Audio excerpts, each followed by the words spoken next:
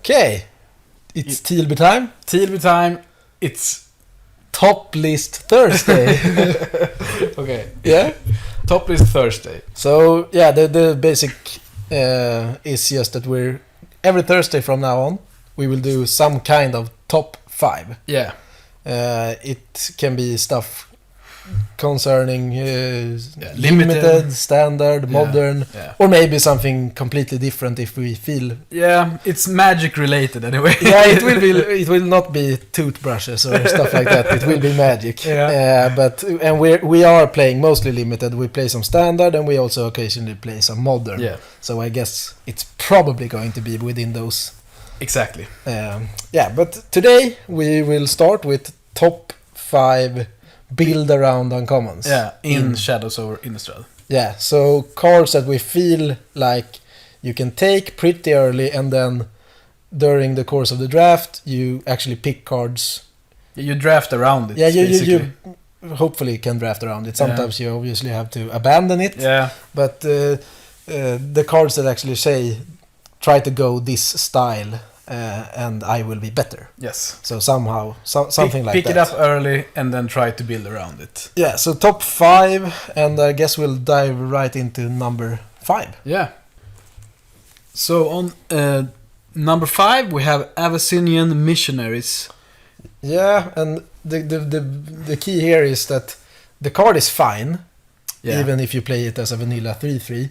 But if you pick this one you can pick first pick, second pick, third pick. Yes. And then just be glad to pick up True Fate Sensors. Because those cards doesn't go in every deck. No.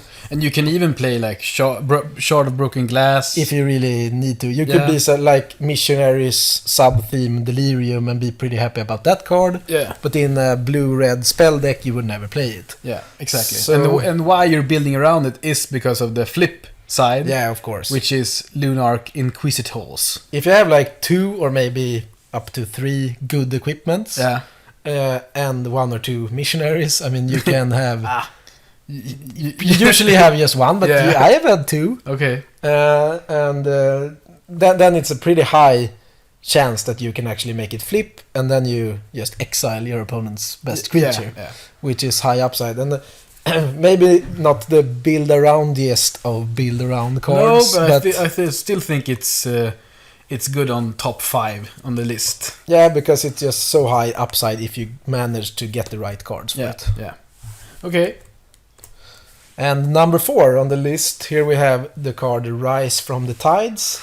Pretty expensive sorcery, but if you get the spells matters deck, the Iset deck, that maybe just runs 10 or 11 creatures, you have the Pyre Hounds, you have the Geist Blast and stuff like that. Yeah, you also have the tap, the 2 mana investigate cards. The 2 mana like you could play Jace's Scrutiny and stuff like that. And Press for Answers. So if you're aggressive you could play Press for Answers, but maybe just value, removal, and a lot of spells. So you can you have some creatures obviously. You have Forgotten Creation is a good card in this deck. Yeah, you can have if you have the one that just throws away all your whole hand, draws new cards. Yeah, but basically stay alive for the late game and win on card advantage and cards like Rise from the Tides. Yeah. So it's cool enough, and the deck actually works. Yeah, it works. It's pretty hard to get there, but when you do, you can play like 8 creatures in the deck. Yeah, I played maybe between 10, 11, 12 maybe, so maybe not all in. No, but you can. I still don't feel like you want to play like the card that looks for instants and sorceries and stuff like that. No, but this is the deck that card works in. Yeah, but I've also heard like of the puzzle. That it doesn't even really get there here, so I don't know. But still, the card Rise from the Tides is pretty cool when you get it to work. Yeah. So number 3 we have Kindly Stranger, a Delirium card. Yeah. And the problem with this card, or the build around part about it, is that a 2/3 for 3 isn't a good card. No, on its own, it's not good enough in this format. No. I think we just said we think Stoic Builder is better if you can't get Delirium. Yeah, because then you could get the random value from a Fork in the Road or something. Yeah, exactly. But since the Delirium decks actually turned out to be very good, and it's very efficient to get Delirium. Yeah, if you are black, white, black, green, or Absen, yeah, it's not that hard No. to get some vessels or fork in the roads. You and- can basically get it before turn 3 if you have. Yeah, you can get it turn 2 with a vessel, but you have to be a bit lucky. But when you are a deck that is pretty easy to get Delirium, then Kindly Stranger becomes a very high pick. Yeah, very high pick. So this is a card I've picked early, often. Yeah, first And picking you too. this. Yeah, I love the Delirium decks. So, yeah. And flipping to a 4/3 that actually, compared to the Abyssinian Missionaries, who only exiles a creature until it itself is removed, Yeah. this one actually destroys it. Yeah, this is permanent. Yeah, Even though exile sometimes is more relevant and blah blah blah. But when you kill something with this, it stays killed. yeah. That's So- why we think this is better. Yeah, and it's- more achievable. Yeah, Because sometimes you don't get the good equipments, No. and then you might not even play the missionaries. No. Kindly Stranger, if you end up towards Delirium, you should be able to get value yeah, from it. yeah, and you're always playing it. So that's why it feels a bit higher up on the list. Yeah, moving on.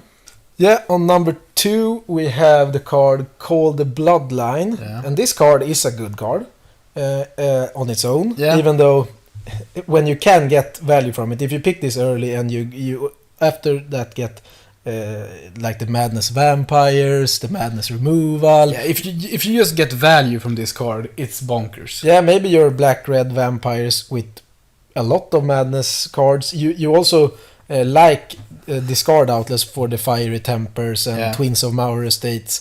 You need more than just maybe a Tormenting voice. Yeah. So having like a Call the Bloodline and one of the Vampire enablers, the 1/3 that can discard a card, or Hair to Falcon Rat or whatever, Okay. Yeah. then the deck actually can achieve pretty high power level. Also, combining this with the Indulgent Aristocrat is also super good. Yeah, Just being able to You sacrifice have- creatures to give everything +1/+1. You have combo abilities with the Sanitarium Skeleton Yeah. and with the, what did you call the other vampire? Indulgent Aristocrat. Yeah, those two are combo pieces with this card. Yeah. And all Madness cards that are playable are a value. And if you pick this early, you can just put every egg in the same basket, basically. Just draft all the Madness cards. Yeah, and sometimes obviously that doesn't work, but No, it will work often enough if you're combining it with a relevant color as well. Yeah. So it feels like it has very high upside. Yes. So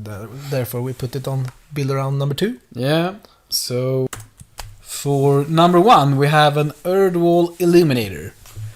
1/3 flyer for 2 is just Decent. decent. We said it's the Aeronaut Yeah, from the McKinsey Aeronaut. the earlier sets. But I mean that's just a basic common. Yeah, So that's the build around part, because if you pick a lot of cards, if you're the green blue investigate deck, Yeah, Illuminators are bonkers. yeah. Because you just get double value from all the investigate cards. You get double value from everything, and it is a flyer. So if you're like a blue-green tempo deck, it's basically it's good because it gets you cards and it can attack. Yeah, because in that deck you will play. They confront the unknowns. Yeah. And Because if you really heavy on investigate, you can give this +14/+14 and Yeah, hit yeah. in the air. So not good if you have no cards in the deck that says investigate. no, But if you build around it, which is the point of this list, yeah. it's one of the best Yeah, I think uncommons it's- in the set. We think it's the best uncommon since it's number one on the list. build around uncommon, but it's also a very good uncommon Yeah, yeah. overall. Yeah, If you are just in the right deck. exactly. So, yeah, that was the list. We also have some honorable mentions. Yeah, So, cards like, for example, because we mentioned that Delirium are good decks and popular decks, yeah, cards like Toppelgeist and Tooth Collector are also two very good. yeah. They're very good. And they also have the build around element, because Toppelgeist without the ability to get Delirium is pretty mediocre. Yes. And the Tooth Collector is better even if you don't have Delirium, because you can still get a 2-for-1 with Yeah, it. you can play it and still you do the -1/-1 one time. But Topplest, obviously, with Delirium is like a removal spell. Yeah. And Tooth Collector could get either make attacks for the opponent a bit worse, Yes. or kill multiple creatures if you're playing If you're playing the right red, deck. white, or something. Yeah. So and also we had some other uncommons that look like build around cards, but we decided that they are actually not Yeah, that much. they're build too around. good to be called build-around cards. First, we have Ongoing Investigation, which you don't even have to play green to see that this card is very good. No. You can just put this in a deck with at least 13, 14 creatures, and it will be a good. regular limited deck that cares about that has blue in it, Yeah, and blue also often has flying. yeah, Or Skulk in this format. yes. So just a decent bunch of creatures, and if and some of them have evasion, it's even better. It's better.